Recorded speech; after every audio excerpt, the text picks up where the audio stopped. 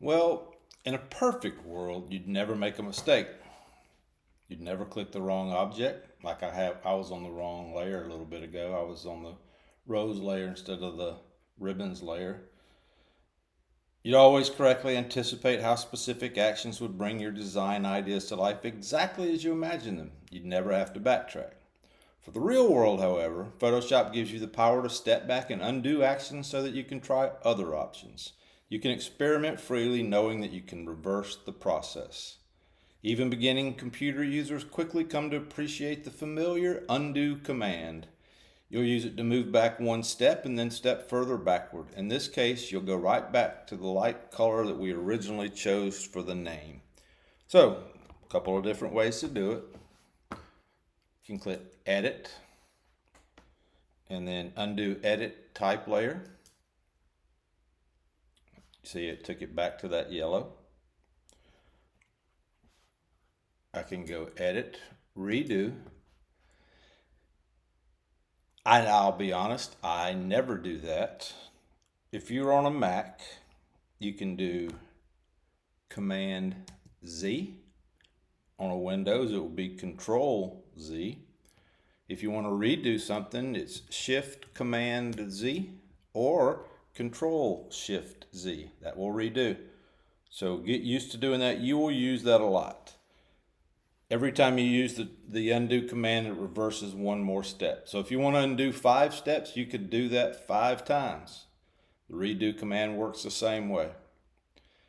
To see the steps that you can undo and redo, if you look at the history panel, and you find that by clicking Window, History. And this is over here, and you see these are all the things that we've done, and we could undo all of those things. Capiche? So, if you want to switch back and forth between the current and previous steps, you would click Edit, Toggle Last State, which is what we did just a second ago. I'm back to where I started. So once the name is back to the color you'd like it to be, you can, if you wanted that orange color, fine. I think I like the yellow. So I did Control Z or Command Z because I'm on a Mac. Now we're going to use the Move tool to drag its name so it's centered in the blue bar. So right here is your Move tool. So click on that and then you just click the text and you drag it. See how it had a line there? That tells me that's where I want it to be. See the purple line? That shows you that's the edge.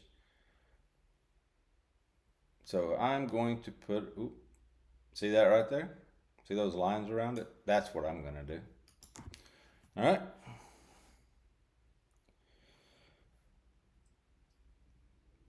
And what those lines were called smart guides. They help you align the edges and centers of drag content to other objects and guides. If they're getting in your way, you can disable them by deselecting the View, Show, Smart Guides. View, Show, and you could undo them. I'll leave them there because it's very helpful to have it. So we're going to save the file. Click File. And you can see right here before we do that, see how we've got the little asterisk so that we know we've done some stuff. So just click File and then Save.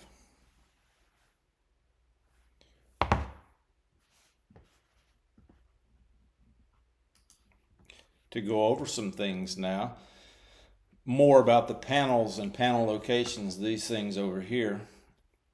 They're powerful and varied. Rarely would you need to see all of them simultaneously. That's why they're in panel groups and why the default configurations leave many panels unopened. The complete list of panels appears in the Windows menu. So if you click up here on Window, these are all your different panels that you could have open. Obviously, you would not want those all open.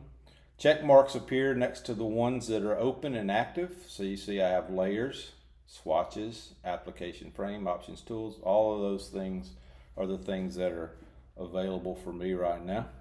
You can hide them all at once, including the options bar and tools panel, by pressing the tab key. I'm not going to do that. To reopen them, press tab again. Well, let's do it. Tab. Well, The book I got lied. Anyway, don't worry about that. You're never going to do it. You already use panels in the panel dock when you use the layers and swatches panel. You can drag panels to and from the panel dock. This is convenient for bulky panels or ones that you use only occasionally but want to keep handy. You can arrange panels in other ways as well. To move an entire panel group, drag that group's title bar to a location in the work area. So for example, if I want to move swatches, I click on it, and I could drag it out here where it's by itself if I want to. If I want to close it, I can click the X right there. If I want the swatches back, I just simply go and check on it. It's back where it last was. I'm going to put it back, and you see the blue lines? By the blue lines, you see it was above that. If I want it in this group, I can leave it right there, and now it's in that group. If I want to change the order of things, I can simply do that. Whatever makes you happy. So to dock a panel, you just drag it to where you want it to go. To undock it, you just drag it away like I did. You can resize the panels to use screen space more efficiently and to see fewer or more panel options, either by dragging or clicking to toggle between preset sizes. So to collapse open panels to icons, you click the double arrow. So you see there's a double arrow right there. See how this stuff is open? These are things that we looked at the history. We looked at that navigator before. This is your text stuff. We did stuff with text, and that's why all of those things are here. So they're readily available for us, but if we click that, it puts them back. And see, there's your navigator, there's your history, there's your character text stuff. So to change the height of it, you could drag its bottom edge. So let's just see here, if you wanted to change the height of something, say I drug that down, I can make it smaller, taller. So some panels cannot be resized, the character and paragraph panels, but you can still collapse them. Notice that the tabs for the panels in the panel group and the button for the panel menu remain visible after you collapse it. So when you collapse it like that, you still see all of your stuff here. And if you just hover your mouse over it, it will show it. So where can you find the complete list of panels? In the Windows menu. That will probably be on a quiz. Where can you find the complete list of panels? In the Windows. So the Tools panel, let's talk about this for a second. The Tools panel and the Options bar share some characteristics with other panels. To restore the default Essentials workspace, so right now we are in the default, so if you click Window and then go to Workspace, you can see that we're in the default Essentials. Say we've moved a bunch of stuff around and we want it back to where it used to be when it started. You just simply click Reset Essentials and you see that it changed. And over here, our navigation thing and our character spacing and stuff is not there, because we just reset it and we didn't have that open when we first did it. So if you ever want to get it back to fresh how it was when we started, you can do that. Some panel features are not available or don't apply to the Tools panel. So you can't group the Tools panel with other panels. You can't resize the Tools panels or Option bar. You can't stack the Tools panel or Options bar in the Panels dock, so on and so forth. So now I want to show you how to set the interface. So you see that everything is dark around where we are here. If you don't like that, if you're on a Windows computer, if you'll click Edit Preferences Interface. If you're on a Mac like I am, I'm going to go to Photoshop Settings and then click on Interface. And you can see right here, here's your color theme. You see when I click that, it goes completely black. See how it's changing everything. White. You can make this whatever you want it to do. You can change your highlight color to be blue instead of what the default is that goes with yours. So you can make whatever changes you want to all of those. And I'm just leaving mine like it's set up. But if you prefer something different, go ahead and change it. You can always change it back by just going back to where we just were. So Which of these statements are true about the tools panel?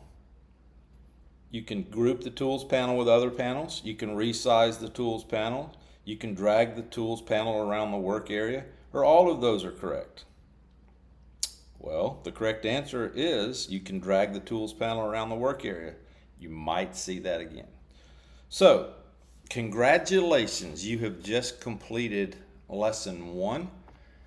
What you're going to submit to me is this card that you've created.